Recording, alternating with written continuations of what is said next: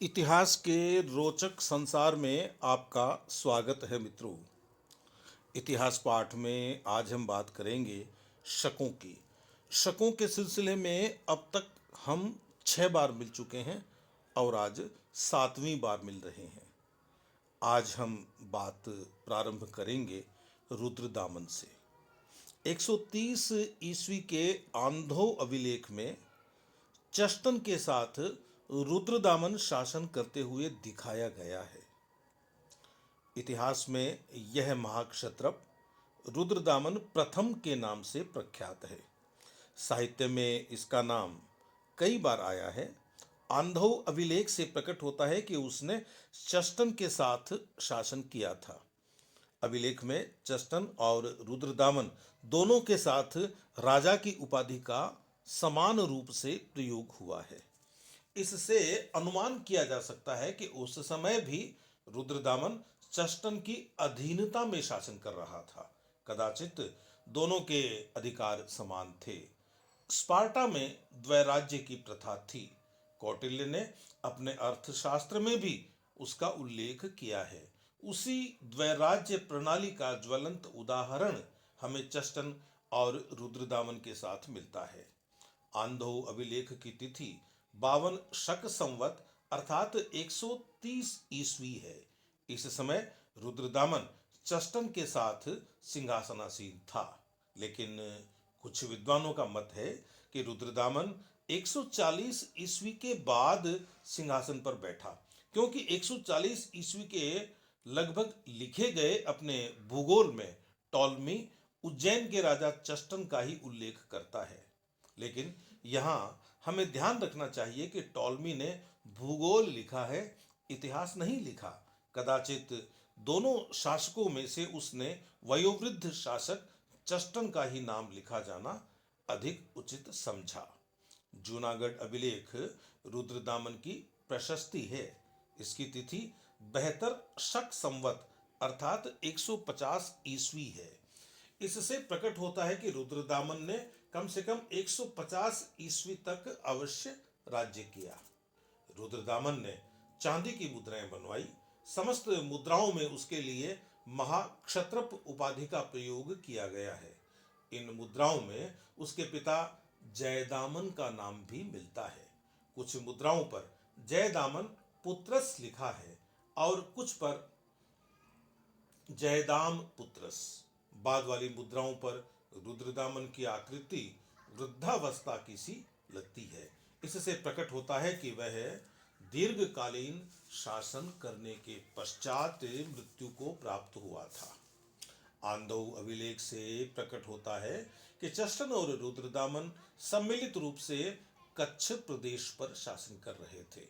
जूनागढ़ अभिलेख में निम्नलिखित प्रदेश रुद्रदामन के राज्य के अंतर्गत आते हैं: पूर्व और अपर आकर तथा अवंती यानी पूर्वी और पश्चिमी मालवा, अनुपनिवृत यानी मानधाता प्रदेश, आनर्त यानी द्वारका के चारों ओर का प्रदेश, सौराष्ट्र यानी जूनागढ़ के आसपास का प्रदेश, श्वभ्र यानी साबरमती नदी का तटवर्ती प्रदेश, मरु यानी मारवाड़, कच्छ, सिंधु सौवीर यानी सिंधु नदी का डेल्टा, कुकुर।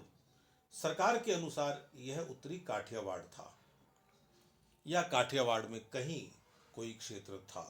अपरांत उत्तरी कोंकण को कहते हैं, निषाद, सरस्वती और पश्चिमी विंध्य प्रदेश और कुछ दूसरे प्रदेश, जिनमें ये जो नाम अभी अपन ने लिए, इन नामों में सौराष्ट्र, कुकुर, अपरांत, अनूप, अकरावंती के प्रदेश गौतमीपुत्र सातकर्णी के अधीन थे। इन नामों के अतिरिक्त या ये जो नाम अपन ने लिए हैं, इन नामों से जुड़े हुए कुछ प्रदेशों की बात की जा रही है। तो स्पष्ट है कि रुद्रदामन ने इन प्रदेशों को गौतमीपुत्र के किसी उत्तराधिकारी से लिया था। तो कहा जा सकता है कि रुद्रदामन का जो विस्तार है, वह विस्तार गौतमीपुत्र सातकर्णी के छोड़े हुए राज्य की कीमत पर है। इसलिए ये प्रदेश उसके प्रदेशों से जुड़े हुए या मिले हुए दिखाई देते हैं। जूनागढ़ अभिलेख का कथन है कि रुद्रदामन ने दक्षिणापथ के राजा सातकर्णी को 2 बार पराजित किया, परंतु संबंध की निकटता के कारण उसका नाश नहीं किया। भंडारकर का मत है कि यह सातकर्णी स्वयं गौतमी पुत्र सातकर्णी था, लेकिन यह मत स्वीकार करने योग्य नहीं है। गौतमी पुत्र ने स्वयं क्षयरातों को पराजित किया था, इसका प्रमाण अभिलेख और मुद्राओं से मिलता है। परंतु वह स्वयं शकों द्वारा पराजित किया गया था, अथवा उसके जीवन काल में किसी शत्रु ने उसके राज्य के कुछ प्रदेशों को छीन लिया था, इसका कोई प्रमाण नहीं है। रैपसन का मत है कि पराजित सातवाहन नरेश वाशिष्ठी पुत्र पुलुमावी था। अपने मत पोषण में वे कहते हैं कि पुलुमावी के समय में सातवाहन राज्य संकुचित हो गया था। यही कारण है कि वाशिष्ठी पुत्र अपने शासनकाल के 19वें वर्ष के अभिलेख में एकमात्र दक्षिणापथेश्वर कहा गया है। जूनागढ़ अभिलेख पराजित शक नरेश को दक्षिणापथपति कहता है। इसके अतिरिक्त रैपसन ने अपने मत को प्रामाणिक बनाने के लिए कन्हेरी अभिलेख की सहायता ली है। इस अभिलेख में उल्लेख है कि वाशिष्ठी पुत्र श्री सातकर्णी ने महाक्षत्रप रुद्र की पुत्री के साथ विवाह किया था। रैपसन का कहना है कि वाशिष्ठी पुत्र श्री सातकर्णी सातवाहन नरेश वाशिष्ठी पुत्र पुलुमावी था और महाक्षत्रप रुद्रदामन था। रैपसन के मतानुसार इस दामाद और ससुर के निकट संबंध को ध्यान में रखकर ही रुद्रदामन ने पुलुमावी का विनाश नहीं किया था। लेकिन रैपसन के मत में कुछ दोष हैं। किसी भी अभिलेख या मुद्रा में वाशिष्ठी पुत्र पुलुमावी को वाशिष्ठी पुत्र श्री सातकर्णी नहीं कहा गया है। टॉलमी के अनुसार वाशिष्ठी पुत्र पुलुमावी चस्टन का समकालीन था, अतः यह कैसे हो सकता है कि वाशिष्ठी पुत्र पुलुमावी ने चस्टन की प्रपौत्री से विवाह किया हो। कुछ विद्वान पराजित सातकर्णी को वाशिष्ठी पुत्र पुलुमावी का कोई उत्तराधिकारी मानते हैं। दुब्रील इसे वाशिष्ठी पुत्र शिवश्री सातकर्णी मानते हैं, परंतु उसे गौतमी पुत्र सातकर्णी का कोई उत्तराधिकारी मानना अधिक न्यायसंगत प्रतीत होता है। गौतमी पुत्र सातकर्णी के बाद ही सातवाहन राज्य का क्षय हुआ, अतः पराजित नरेश गौतमी पुत्र का ही कोई उत्तराधिकारी रहा होगा। अतः पराजित नरेश गौतमी पुत्र का ही कोई उत्तराधिकारी रहा होगा। चस्टन की प्रपौत्री के साथ विवाह करने वाले सातवाहन नरेश को वाशिष्ठी पुत्र पुलुमावी के पहले ही होना चाहिए। इस प्रकार पराजित सातवाहन नरेश का काल गौतमी पुत्र सातकर्णी और वाशिष्ठी पुत्र पुलुमावी के कालों के बीच होगा। डॉक्टर राय चौधरी के मतानुसार कन्हेरी अभिलेख का वाशिष्ठी पुत्र श्री सातकर्णी वाशिष्ठी पुत्र पुलुमावी का कोई पूर्वगामी भाई रहा होगा। हम जानते हैं कि सिंधु सौवीर पर रुद्रदामन का अधिकार था। सुई विहार अभिलेख से सिद्ध होता है कि दक्षिणी और मध्य सिंधु घाटी पर कनिष्क का अधिकार था। अनुमान होता है कि रुद्रदामन ने कनिष्क के किसी उत्तराधिकारी से यह प्रदेश जीता था। इसके अतिरिक्त रुद्रदामन को योधेयों से भी युद्ध करना पड़ा था। योधेय जाति संभवतः सतलज नदी के तट पर जोहिए बार में रहती थी। इस जाति को क्षत्रियों में परम श्रेष्ठ वीर होने का गर्व था। सर्व क्षत्रा विकृत वीर शब्द जातोत्स से का विधेयानाम योधेयानाम। सर्व क्षेत्रा विकृत वीर शब्द जातोत्से का विधेयानाम योधेयानाम। ऐसा प्रतीत होता है कि रुद्रदामन ने अपने विशाल साम्राज्य को अनेक प्रदेशों में बांट रखा था और प्रत्येक प्रदेश में अपने अमात्य नियुक्त कर रखे थे। जूनागढ़ अभिलेख का साक्ष्य है कि आनर्त सुराष्ट्र के प्रदेश में रुद्रदामन ने सुविशाख को अपना अमात्य नियुक्त किया था। केंद्रीय शासन में सहायता देने के लिए भी रुद्रदामन के पास मते सचिव और कर्म सचिव होते थे। मते सचिव और कर्म सचिव। टालमी के कथनानुसार रुद्रदामन के दादा चस्टन के राज्य की राजधानी उज्जैन थी। कदाचित रुद्रदामन की भी यही राजधानी थी। रुद्रदामन युद्ध विद्या में निपुण था। वह वीर और कुशल शासक होने के साथ साथ एक सुशिक्षित व्यक्ति भी था। वह अपने शब्द यानी व्याकरण, अर्थ यानी राजनीति, गंधर्व यानी संगीत और न्याय यानी तर्क शास्त्र आदि के ज्ञान के लिए प्रसिद्ध था। इनके अतिरिक्त वह गद्य पद्य काव्यों में भी प्रवीण था। वह विजेता अवश्य था, लेकिन निरर्थक हत्या करना उसे रुचिकर नहीं लगता था। उसने युद्ध के अतिरिक्त अन्यत्र हत्या न करने की प्रतिज्ञा की थी। वह भली भांति जानता था कि राज्य की समृद्धि और सुरक्षा के लिए राजकोष की संपन्नता आवश्यक है। इसी से उसका कोष कनक, रजत, वज्र, वैदूर्य, रत्न आदि से भरा रहता था। परंतु कोष को भरने के लिए उसने कभी प्रजा पर धर्म विरुद्ध और अन्यायपूर्ण कर, विष्टि यानी बेगार और प्रणय यानी स्वेच्छादान आदि नहीं लादे थे। वह न्यायप्रिय नरेश था। यथार्थ हस्तोच्छ यार्जितो कृत धर्मानुरागेण। रुद्रदामन के शासनकाल में पलाशिनी और सुवर्ण सिकता आदि नदियों में बाढ़ आ जाने के कारण सुदर्शन झील का बांध टूट गया था। अधिक व्यय की आशंका से उसने मंत्रिमंडल से बात की कि क्या किया जाए, खर्चा बहुत है। तो मंत्रिमंडल ने इसके बांध के मरम्मत की अनुमति नहीं दी। अतः उसने अपने व्यक्तिगत धन से अमात्य सुविशाख के निरीक्षण में पुनः उसकी मरम्मत करवाकर अपनी लोक कल्याण परकता का परिचय दिया और उसे तिगुना सुदृढ़ करा दिया। जूनागढ़ अभिलेख का कथन है कि इस मरम्मत में जितना धन व्यय हुआ था उसे रुद्रदामन ने अपने व्यक्तिगत कोष से ही दिया था। इस कार्य के लिए उसने प्रजा पर अतिरिक्त कर नहीं लगाया था। जूनागढ़ अभिलेख में रुद्रदामन को भ्रष्ट राज प्रतिष्ठापक कहा गया है। इससे अनुमान किया जा सकता है कि उसने अपने द्वारा अथवा गौतमीपुत्र शातकर्णी द्वारा कुछ पराजित राजाओं के राज्य वापस कर दिए थे।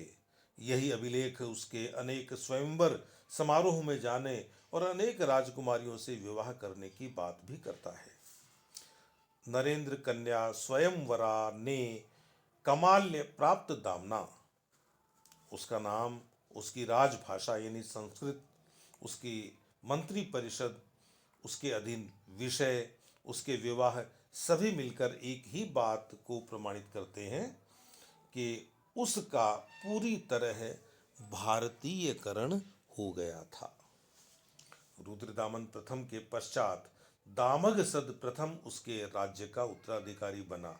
यह नाम उसकी मुद्राओं पर मिलता है, लेकिन उसके वंश के कालांतर के लेखों में उसका नाम दामजद मिलता है। मुद्राओं से सिद्ध होता है कि वह अपने पिता की अधीनता में क्षत्रप रहा था। अपने पिता की मृत्यु के पश्चात जब वह महाक्षत्रप बना तब तक वह प्रौढ़ हो गया था। अपनी महाक्षत्रप मुद्राओं पर वह प्रौढ़ावस्था में ही प्रदर्शित किया गया है। इस आधार पर कहा जा सकता है कि उसका शासन अल्पकालीन था। रैप्सन का मत है कि दामगसद प्रथम की मृत्यु के बाद उसके पुत्र जीवदामन और भाई रुद्र सिंह प्रथम में सिंहासन के लिए युद्ध हुआ। 178-79 ईस्वी में जीवदामन महाक्षत्रप बना। इसके बाद 2 वर्ष तक कोई भी महाक्षत्रप नहीं हुआ। फिर 181 से 188 ईस्वी तक रुद्र सिंह प्रथम महाक्षत्रप रहा। परंतु मुद्राओं से प्रकट होता है कि 188 ईस्वी में अचानक रुद्र सिंह प्रथम एकमात्र क्षत्रप रह जाता है। क्षत्रप के रूप में उसकी मुद्राएं 188 से 191 ईस्वी तक पाई जाती हैं। 191 ईस्वी में भाग्य ने फिर उसका साथ दिया और वह महाक्षत्रप बन गया। महाक्षत्रप के रूप में उसने 191 ईस्वी से 196 ईस्वी तक राज्य किया। इस प्रकार हम देखते हैं कि 179 ईस्वी से 181 ईस्वी तक कोई भी शक महाक्षत्रप नहीं रहा था। इस काल की रुद्र सिंह प्रथम की मुद्राएं मिलती हैं, परंतु उनमें वह क्षत्रप के रूप में उल्लिखित है। विद्वानों का मत है कि शक वंश के इस पतन का कारण आभीर सेनापति रुद्र भूति का उदय था।